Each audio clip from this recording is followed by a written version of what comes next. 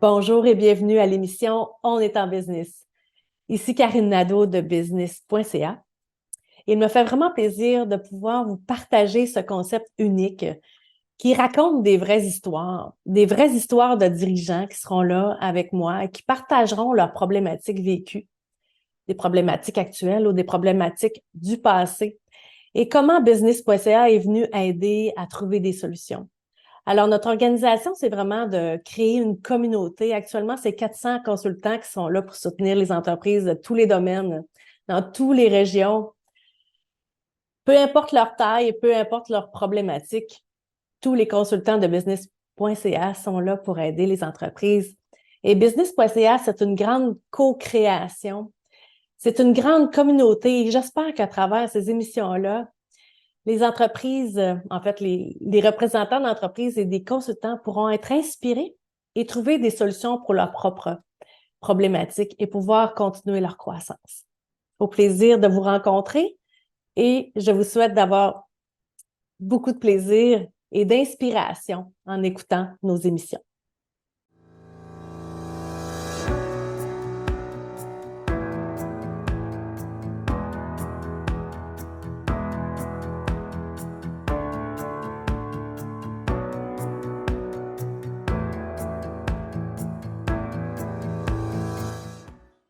Bonjour, je suis avec Robert Racine aujourd'hui. On est dans un CPE. Je vais laisser Robert tantôt nous expliquer en fait tout le contexte de son organisation parce qu'il est directeur général de 3 CPE.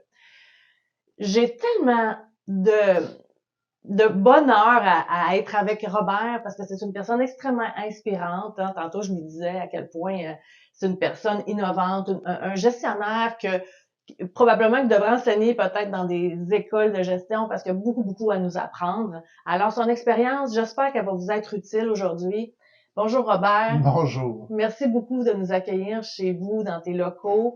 On a plein d'affaires à se dire, fait que je vais tout de suite te laisser peut-être présenter tes organisations, les organisations que tu gères, un peu ton histoire. Là, je pense que ça fait une vingtaine d'années que tu es ici, ben, en tout cas dans le milieu des CPE.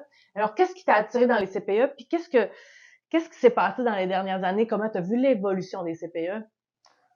Bonjour tout le monde. Écoutez, c'est pas compliqué. On est parti, nous autres, une petite corporation en passant de 45 places, faire une anecdote. C'est pas moi qui avais envoyé mon CV pour avoir la job de direction. C'était ma femme à l'époque qui a envoyé mon CV en disant, hey, tu serais bon là-dedans. Je suis allé, Elle avait raison. elle avait raison, je sais pas, le temps le dira. Je suis allé, on avait un mandat à l'époque là, de relocaliser le CPE. Il était sur le bord du métropolitain, puis l'environnement n'est pas propice aux enfants. Donc, je suis arrivé là parce que j'avais ces connaissances-là là, de pouvoir faire, d'avoir les subventions, d'aller chercher ce qu'il fallait pour faire une relocalisation. Tout petit 45, on est monté tout de suite à 80 places dans la même année. Par la suite, il y a eu la création des bureaux coordonnateurs. Ça ne dira peut-être pas bien quelque chose aux gens, mais c'est qu'on a pris plusieurs milieux familiales réunis dans un seul seau. Mhm. Donc, on a fait l'application, on a eu la gestion du bureau coordonnateur. À ce moment-là, c'était pas si pire, c'était 474 places, mais le défi était pas assez gros pour moi, je pense, ou j'aime les défis, un des deux. On est allé chercher un deuxième bureau coordonnateur qui était sous tutelle ministérielle. Fait qu'on est allé le chercher. Ben, au fait, ils sont venus nous chercher, le ministère, en disant, écoute, t'es un bon, t'es la bonne place, ça devrait être. Et qu'on a accepté le défi. C'était tout un défi. Parce que quand tu reprends quelque chose qui va pas bien, ben, ça va avec le lot de défis à l'intérieur. Oui. On a travaillé chacun des petits défis, on a tranquillement, avec une belle vision, une belle organisation des choses, on a réussi à relever ça. Entre-temps, fusionner avec un autre CPE. Est-ce que c'était assez gros? Je ne sais pas. Et plus tard, on a fusionné avec un autre CPE là, de 61 places. L'autre d'avant, c'est 80 places avec un défi spécial. On reçoit jusqu'à 25 enfants handicapés. Ouais. Donc, je le dis bien, c'est un défi spécial parce que ça fait du monde là, dans place. Ouais. Et un autre Picasso. Puis en plus, en ce moment, on est en développement d'un autre CPA de 93 places. Ouais. Donc, on est parti de tout petit de 45 places. Là, maintenant, en ce moment, 220 places à peu près, plus la garde en milieu familial. Alors, ça Tout fait ça, combien d'employés à peu près? ça me fait 82 Ouais, employés et environ 140 responsables de garde en milieu familial sous notre responsabilité à nous autres. OK. Donc là, Est-ce- tu as CPE Lieu des Petits, Bécasso Bécasseau et et Petite-Chenée Petite-Chenée. et 2 territoires de bureau coordonnateurs, dont Saint-Michel et Cavendish. Wow. On s'amuse. J'ai toujours vu ça, qu'il fallait s'amuser, relever les défis au fur et à mesure, puis d'avancer avec les affaires. OK. Puis dernièrement, on s'est parlé beaucoup, hein, ça fait quelques années que tu travailles avec business.ca. Quels ont été en fait, les premiers événements, en fait, peut-être avant même ça, tu as toujours travaillé avec des Oui. consultants, tu es une personne qui délègue beaucoup à des professionnels pour te supporter parce que tu le disais, tu n'as pas toutes les compétences, puis tu aimes ça te faire accompagner par des professionnels. Alors, quels ont été les événements des dernières années, disons, pour lesquelles tu as eu envie de travailler avec... C'est sûr que la pandémie a amené son lot de, Ouais. je vais dire son lot de problèmes. Moi, je le vois pas comme un problème, je le vois plus comme un défi. Ça a amené son lot de défis, la pandémie. Un lot de défis aussi chez les enfants, parce que ça reste que ces enfants-là ont quand même subi une forme de choc post-traumatique, se retrouver dans des environnements, la maison. Moi, la maison qui était un choc post-traumatique, mais dans le sens tout le stress des parents quand même Ouais.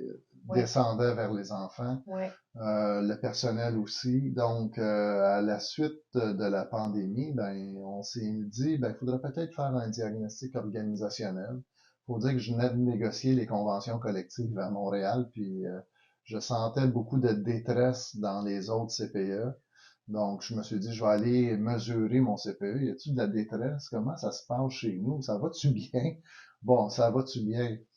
Il y a toujours des choses à corriger et à travailler. Donc, avec ça, on avait un portrait. Puis après ça, on est allé rechercher d'autres consultantes pour nous aider à, je veux dire, à digérer le portrait, dans le sens à aller chercher davantage d'informations, comprendre mon environnement, et pour s'apercevoir qu'on s'en vient vraiment vers un environnement beaucoup plus, de ramener beaucoup plus les prises de décision avec les employés. C'est ce qu'ils recherchent davantage d'être impliqués dans l'entreprise pour sentir qu'ils font partie d'une grande famille et non pas juste que le patron décide et on redescend top-down. Mhm. Je suis pas sûr non plus. Quand on regarde la nouvelle génération, c'est plus du top-down. Le salaire est une chose, être bien payé.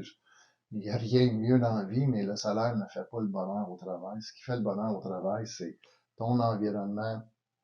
Est-ce que je peux compter sur mes collègues si j'ai un problème? Est-ce que je peux compter sur la direction générale s'il y a un problème? Je dis direction générale, pas nécessairement tout le temps moi, mais la direction, là, d'aller voir ces gens-là, puis d'aller chercher cette approbation-là, puis de mettre un milieu de travail où est-ce qu'ils sont actifs et non pas passifs là, dans les prises de décision. Mhm. C'est ce qu'on est en train de faire. C'est notre grand projet de bonheur au travail qu'on a commencé, dans le fond, ça fait quasiment 3 ans.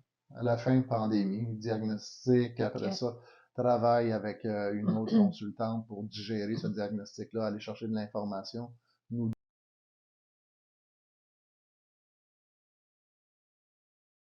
aussi, là, Est-ce plusieurs que c'est lectures à sûr que travers vous ça. avez été, disons, affecté grandement lors de la pandémie, là?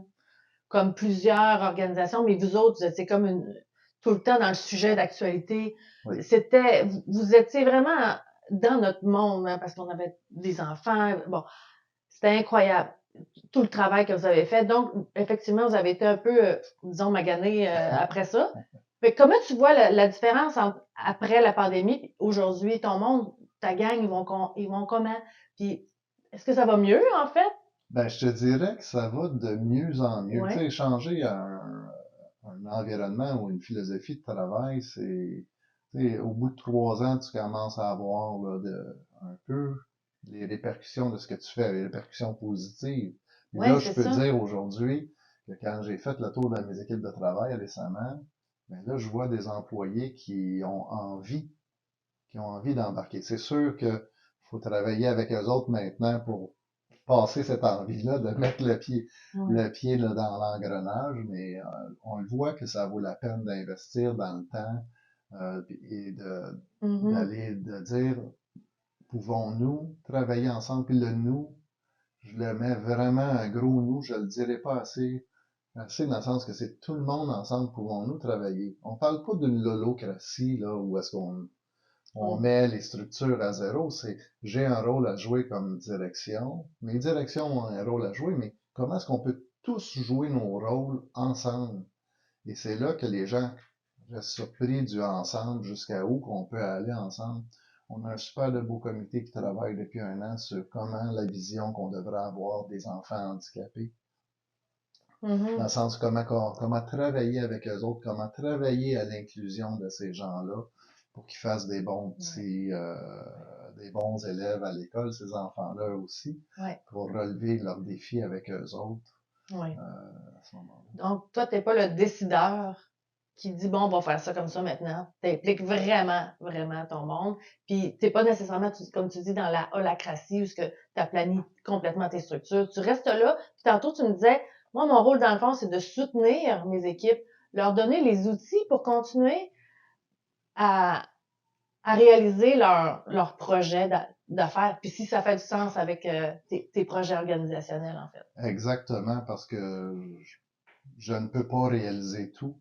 Donc, ce que je dois faire, c'est de fournir les outils à mes équipes de travail pour qu'ils atteignent, je vais dire, nos objectifs et non pas mes objectifs, c'est les Mhm. objectifs là, de tout le monde à ce moment-là, là, Mhm. qu'ils atteignent ça là, le plus possible. Là. C'est très intéressant de t'entendre. Je suis contente que tu mentionnes que des fois, quand on fait affaire avec des consultants, ben, on voit pas le résultat nécessairement dans 3 mois, hein. C'est comme Non, des fois dans 2 puis 3 ans que tu réalises, OK, tout ce qu'on a fait, voilà, enfin, on comprend pourquoi qu'on l'a fait il y a 3 ans. Alors toi, t'abandonnes pas puis tu le sais où est-ce que tu t'en vas, puis ouais. tu gardes focus. C'est peut-être un défaut de ma part. Je garde focus, je garde mon orientation. J'y crois énormément, moi. À notre environnement, on appelle ça bonheur au travail ici. Ouais, ouais. J'y crois énormément que les employés doivent rentrer heureux au travail, doivent sortir heureux du travail pour s'en aller à la maison, puis faire leurs affaires dans leur quotidien. Mhm. En terminant, est-ce que tu as un message que tu aimerais adresser à l'ensemble des gens qui vont nous écouter ou nous regarder? Est-ce que tu aimerais lancer, c'est ça, une idée ou un message qui serait important que les gens reçoivent? J'ai une petite roche qui est marquée espoir sur mon bureau. Oui. Je pense qu'il faut toujours avoir de l'espoir dans ce qu'on met en place pour le bien-être de tout le monde, puis travailler là-dessus. Lâchez pas. On investit, on voit pas le résultat tout de suite.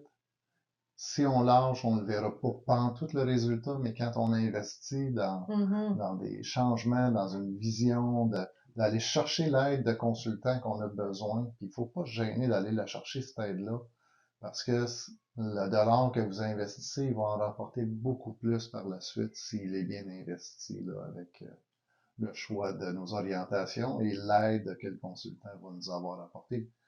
À nous réfléchir, c'est pas le consultant qui décide pour nous, c'est le consultant qui nous aide à réfléchir avec des outils, puis à travailler différemment. On est même rendu à travailler, nous autres, en coaching avec les employés. Ils sont tous rencontrés aux 2 semaines, une petite période de coaching avec eux autres. Ça, c'est des résultats de consultants de nous emmener à dire, oh, faut y penser au coaching. C'est clair, Fait c'est qu'on clair. est là. Mais tout ça, pour toi, en tout cas, on les voit, les résultats, parce que tu me disais ton taux de roulement est très bas. Non, Les gens restent longtemps, les gens sont heureux, on les entend rire. Alors, tu sais, je pense que les résultats sont là. le résultat, je pense qu'il s'implante, Voilà. tout simplement. Merci beaucoup, Robert. Merci Merci. encore, puis à très bientôt. Lâchez pas. Merci.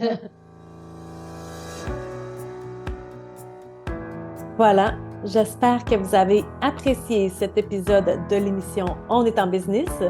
Alors, je tiens à souligner que chacune des solutions que l'on propose aux entreprises dans le cadre de notre émission ne pourrait pas nécessairement s'appliquer dans tous les contextes.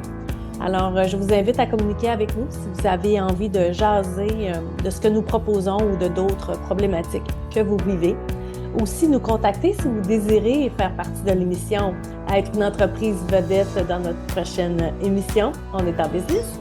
Alors, pour tout autre commentaire ou idée, n'hésitez pas à communiquer avec nous. Je vous remercie beaucoup d'avoir pris du temps pour écouter cette émission. À très bientôt.